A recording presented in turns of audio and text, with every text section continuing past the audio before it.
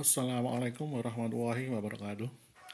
Innal hamdalillah nahmaduhu wa nasta'inuhu wa nastaghfiruh wa na'udzu billahi min syururi anfusina wa min sayyiati a'malina. May yahdihillahu fala mudhillalah wa may yudlilhu fala hadiyalah. Wa asyhadu an la ilaha illallah wahdahu la syarikalah wa asyhadu anna Muhammadan abduhu wa rasuluh. Amma ba'd. Ya, saya ingin kita bicara santai aja tentang beberapa masalah yang saya jumpai di medsos. Beberapa klaim dari umat Kristen yang sebenarnya tidak susah untuk menjawabnya, bahkan tidak perlu jadi seorang kristolog atau mempelajari Bible dengan serius. Saya sendiri bukan seorang kristolog atau orang ahli dalam hal Bible, cuma saya membacalah sedikit, saya membacalah Bible itu juga karena di sekitar saya juga banyak orang Kristen. Ada beberapa hal yang disampaikan kepada saya melalui medsos yang kali ini saya ingin memberikan jawaban-jawaban yang santai-santai aja dan tapi sebenarnya sudah cukuplah bagi orang-orang yang mau berpikir dan jujur. Di antaranya seperti orang Kristen mengatakan bahwa nabi itu harus ada nubuatannya. Kemudian ada mukjizatnya. Kemudian juga bantahan mereka bahwa umat Islam mengatakan Bible telah dipalsukan, Injil telah dipalsukan. Terus kalau dipalsukan, mana yang asli? Kemudian juga ada omongan bahwa Rasulullah Muhammad SAW mengambil Bible, kemudian menjadikannya sebagai Al-Quran, atau dengan kata lain, Al-Quran adalah kopi atau contekan dari Bible yang diperoleh dari Warokoh, atau bahkan ada yang mengatakan bahwa istri Rasulullah Khadijah Ummul Mukminin adalah seorang Kristen sebelumnya. Ya, tuduhan-tuduhan semacam ini sebenarnya hanya dibikin-bikin saja, karena ini tidak konsisten dengan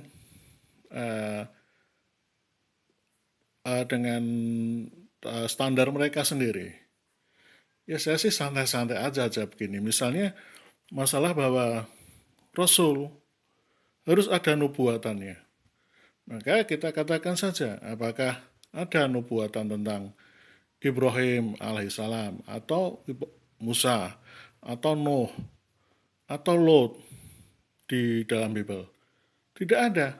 Tidak ada nubuatan tentang Ibrahim dalam Bible. Tidak ada juga nubuatan tentang Nuh. Kemudian saya juga tidak yakin ada nubuatan tentang nabi-nabi mereka yang banyak di dalam Bible itu. Nubuatan tentang Yunus lah, atau mungkin Amos, atau Daniel, atau hal-hal yang nabi-nabi itu, ada nggak nubuatannya? Ya, sebenarnya nggak ada. Tapi sebaliknya, sebenarnya bahwa nubuatan tentang Rasulullah Muhammad SAW sebenarnya justru ada di dalam Bible itu. Kenapa saya katakan begitu? Ya karena Al-Quran mengatakan demikian. Bahkan Al-Quran mengatakan dengan jelas, namanya pun tersebut di dalam Injil Mimba Dismuhu Ahmad. Adapun kalau orang Kristen tidak mengaku ini ya wajar saja. Namanya juga bertentangan dengan kepentingan mereka kok. Injil mereka telah dipalsukan. Ya wajar aja kalau nama Ahmad sudah dihapus. Ya kan bubar gereja nanti kalau nama Ahmad itu tetap ada di situ. Meskipun demikian ya bisa saja ada jejak-jejaknya di dalam Injil mereka seperti yang dipelajari oleh para kristolog itu. Jadi ya santai aja kita bahwa kalau nubuatan mereka itu klaim mereka itu sebenarnya hanya dibuat-buat saja untuk menentang Islam. Kemudian juga tantangan mereka melalui mukjizat. Ya salam, kalau mukjizat itu ini akan diketawain oleh umat muslim ya. Mukjizat Rasulullah Muhammad SAW itu banyak sekali. Di antaranya terbelahnya bulan. Kemudian makanan yang sedikit cukup untuk orang banyak pada waktu perang Khandaq. Kemudian mukjizat kesembuhan para sahabat, baik yang terluka atau sakit, dan banyak lagi mukjizat Rasulullah SAW. Umat Kristen ini seharusnya baca dulu deh Sirah Nabawiyah begitu. Jadi paham kalau Rasulullah SAW itu banyak mukjizatnya. Dan mukjizat yang terbesar bahkan bisa kita lihat sampai sekarang, yaitu Al-Quran. Ya, kita katakan terus terbesar karena mukjizat ini sampai sekarang ada, bisa dilihat, bisa dipelajari. Dan ini tantangan Al-Quran ada untuk membuktikan kemukjizatan Al-Quran. Banyak di antaranya keterjagaan Al-Quran. Itu sudah suatu mukjizat. Kemudian tantangan Al-Quran sendiri. Jika Al-Quran ini bukan dari sisi Allah, maka tantangan Al-Quran itu masih berlaku sampai sekarang, yaitu silahkan buat yang semisal Al-Quran.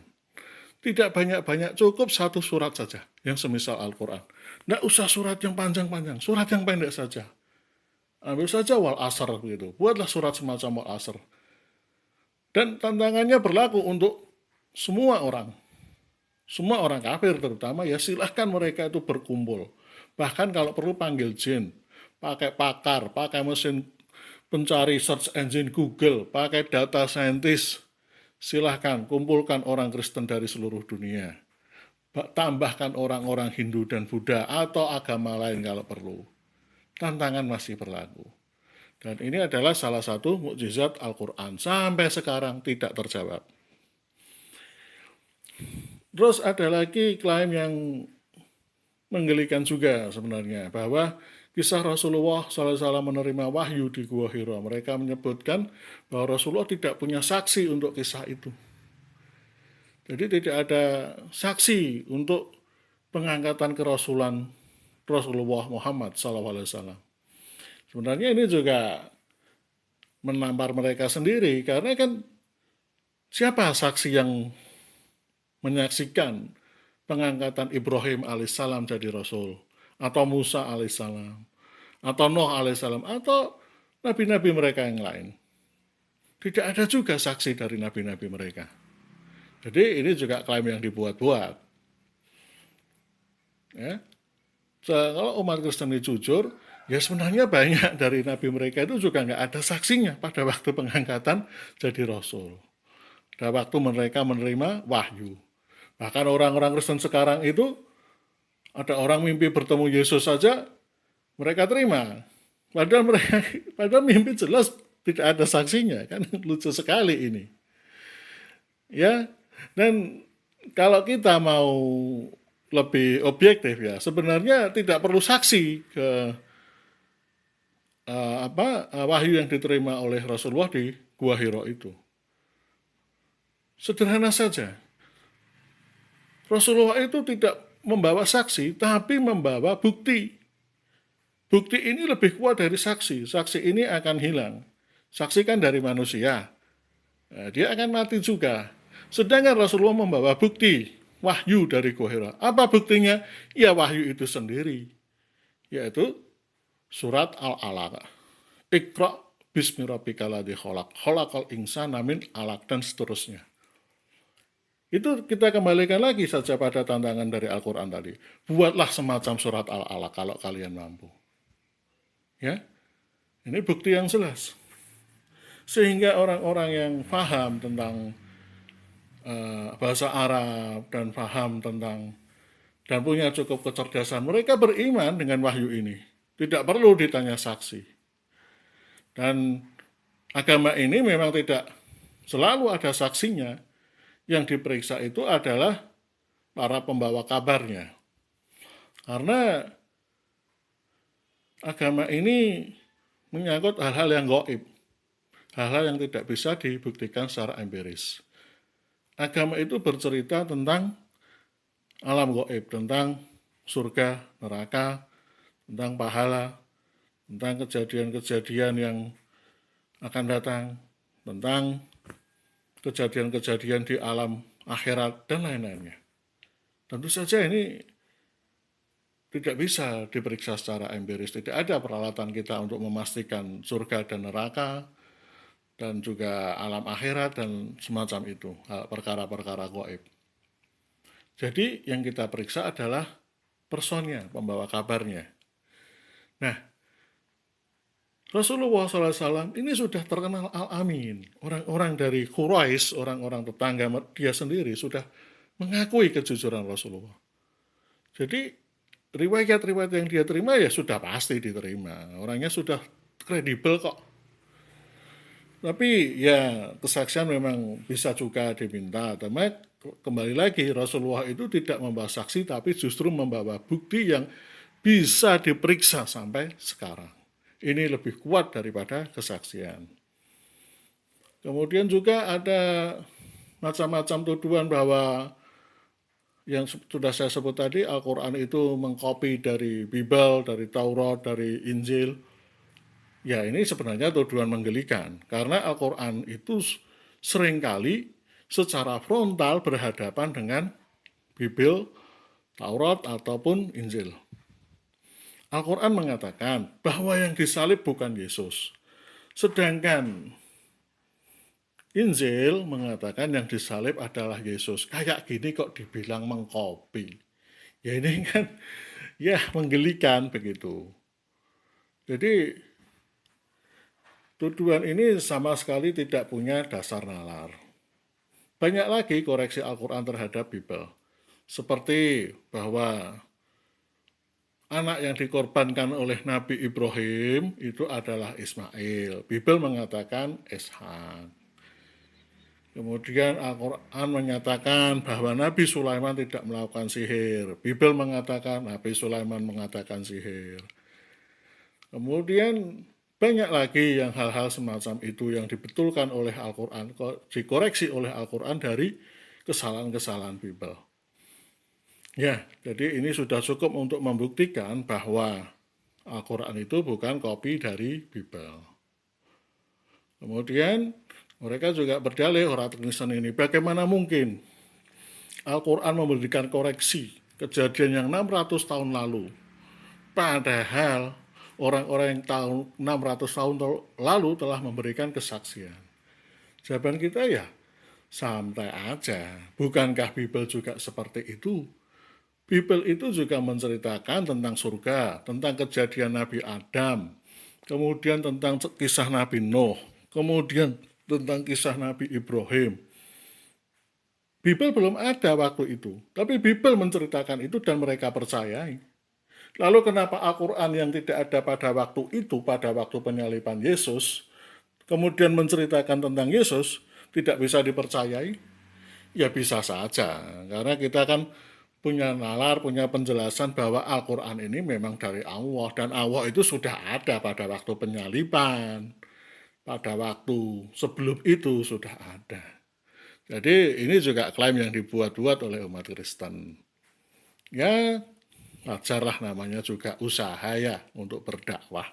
Tapi kita tanggapin dengan santai saja. Ya, kadang-kadang malah jadi bikin ketawa saja kok. Tapi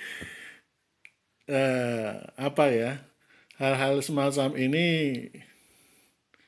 tidak usah terlalu ditanggapi dengan serius ya. Saya anjurkan kepada umat Islam untuk lebih banyak memperhatikan agama kita. Ya, hal-hal semacam ini bolehlah kita tanggapi ya, tapi tidak seluruh orang itu harus jadi kristolog, karena kemarin dulu itu ada yang mengatakan umat Islam wajib mempelajari kristologi. Ya tidak juga lah. Jadi ya lebih wajib bagi umat Islam itu untuk mempelajari Al-Quran dan Sunnah. Dan memang untuk menanggapi umat Kristen ini nggak perlu jadi kristolog yang sampai ahli benar soal Bible atau apa. Dengan logika sederhana dan sedikit pengetahuan tentang Bible pun sudah cukup untuk membuktikan kesalahan dari para umat Kristen ini. Oh ya, ada satu lagi ya yang tadi belum saya tanggapi. Umat Kristen sering mengatakan, umat Islam mengatakan bahwa Bible itu sudah dipalsukan. Tapi mereka tidak bisa memberikan bukti mana Bible yang asli, mana Injil yang asli. Ya laki-laki ini kan satu akilah saja dari mereka ya. Satu hal yang mereka buat-buat. Ibaratnya kalau ada orang itu memberi kita arloji Rolex dan dia bilang ini arloji Rolex, tapi tulisannya colek, ya tanpa lihat arloji yang asli pun kita tahu lah ini arloji palsu, tulisannya saja colek. Kok ngakunya Rolex? Ibaratnya ya gitu. Nah, kita juga memang gitu, hal yang sama pada Bible. Ya, mereka mengatakan Bible ini asli, tapi tulisannya aja Bible versi revisi ya, ada revised standard version. Itu kan artinya revisi edisi standar. Nah, ada revisi gini kok ngakunya Bible itu asli. Kemudian ada King James Version, ada hal-hal yang malanan. Ya, kita katakan lah, bagaimana mungkin semacam ini Bibelmu asli? Ya, tidak masuk akal. Kemudian kalau kita uji materi, apa yang ada di dalam Bible itu sendiri, ya sudah jelas-jelas lagi bahwa Bible ini palsu. Ya, Bible mengatakan Yakub bergumul dengan Tuhan dan dia menang, sehingga dia ganti nama jadi Israel. Mulai sekarang namamu adalah Israel, karena engkau telah bergumul dengan Tuhan dan manusia, atau Allah dan manusia, dan engkau menang. Ini kan omong kosong saja kan. Dari sini kita tahu bahwa Bible ini palsu. Dari uji materinya sudah ketahuan. Belum lagi cerita-cerita mereka tentang nabi-nabi mereka, orang-orang mulia, justru mereka hinakan. Mereka katakan Nabi Nuh mabuk, inna lillahi wa inna ilaihi raji'un. Kemudian Nabi Lut tidur bersama putrinya. Allahu Akbar. Subhanallah. Luar biasa jahatnya mereka. Inilah Al-Quran datang untuk mengkoreksi dan membersihkan nama-nama para rasul. Allah tidak rela jika para rasulnya difitnah, dihinakan sedemikian oleh umat Kristen. Ya, makanya kalau kalau Al-Quran banyak berbicara tentang Nasrani, tentang Yahudi, ya wajar saja karena Allah berkehendak untuk membersihkan para rasul. Kemudian ada lagi perkataan bahwa nabi-nabi itu selalu berasal dari Bani Israel. Tidak ada nabi yang di luar dari Bani Israel. Kalau ada nabi dari luar Bani Israel, itu nabi palsu. Ya kita ketawa aja, ya wajar aja kalau kamu ngomong gitu. Karena pegangan kamu kan Taurat, Injil itu kan sebenarnya kan untuk orang Yahudi, untuk orang-orang Bani Israel. Ya nabi-nabi di situ ya nabi-nabi dari Bani Israel tentu saja. Wajar aja sih kalau cuma ngomong gitu. Tapi sebenarnya kalau kita cermati juga ada nabi-nabi dari luar Bani Israel. Kita bisa mengatakan Nabi Ibrahim, Nabi Nuh, Nabi Lot ya, bukan dari Bani Israel. Tapi mereka akan mengatakan itu kan masa sebelum Israel.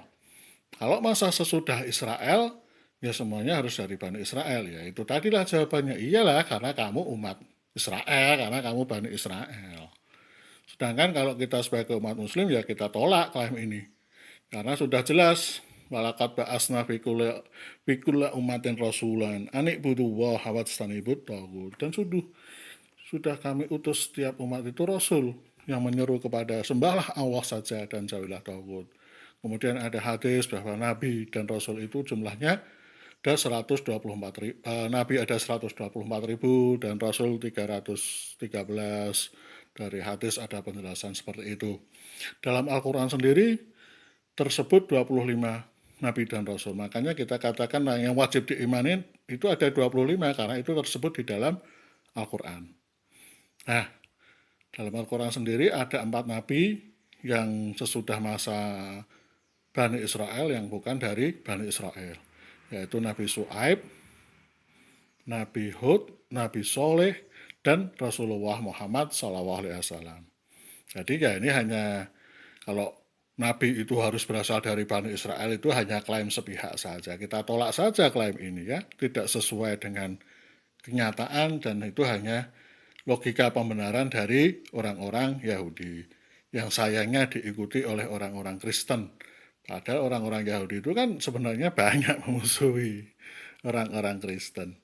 Tapi ya begitulah, banyak ironi memang dari kekristenan. Mungkin kapan-kapan saya akan ngomong ironi-ironi kekristenan ini. Ya, saya sendiri menjumpai banyak ironi dari kekristenan ini. yang kadang-kadang bikin geli juga gitu. Tapi ya sudahlah, videonya sudah terlalu panjang, kita cukupkan sampai di sini. Subhanakallahumma wa bihamdika astaghfirullah wa atubu ilaik. La ilaha illa anta subhanaka inni kuntu minadh dhalimin.